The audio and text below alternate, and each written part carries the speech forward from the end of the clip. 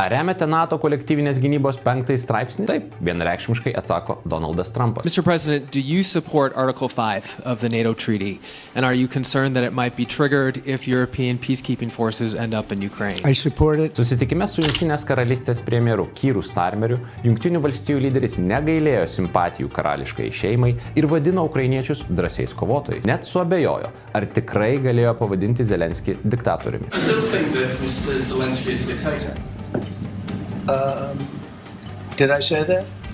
I can't believe I said that. Next question. Europos lyderiai vykę į Vašingtoną siekia kelių tikslų. Pirma, įtikinti Trumpą, kad negalima pasiduoti Kremliaus spaudimui ir nurašyti Ukrainos. Antra, gauti patvirtinimą, jog Jungtinės valstijos padėtų įgyvendinti Europos karių dislokavimo Ukrainoje operaciją. Trečia, išvengti muitų. Ar pasisekė? Trumpas atrodė žvalus ir patenkintas, atmosfera buvo pozityvi. Neįvyko ir nieko tragiško. Pavyzdžiui, Jungtinės valstijos tęsė seniai paskirtos karinės paramos Ukrainai tiekimą ir net pratęsė dalį Obamos laikais įvestų sankcijų Rusijai. Tik Trumpo tezės keičiasi taip dažnai, jog stabilumo vargu ar atsirado daugiau. Svarbiausias susitikimas visgi vyks šiandien, kai Vašingtone viešės Zelenskis. Du prezidentai turėtų pasirašyti susitarimą dėl Ukrainos gamtos turtų. Ukrainiečiai įsipareigos į steigiamą fondą įnešti dalį pajamų, gaunamų už retuosius žemės metalus, naftą, dujas, o Jungtinės valstijos mainais dalyvaus projekte. Bet Kijeve susitarimas vertinamas atsargiai optimistiškai. Trumpas beveik neabejotinai tai pavadins geriausių sandorių istorijoje. Toks komercinis ryšys padės paneigti mitą, kad Ukraina tik kaulyja pinigus iš partnerių. Amerikai tuo tarpu tai bus galimybė šiek tiek užsidirbti, bet tuo pačiu tapti Ukrainos ateities kūrimo dalimi.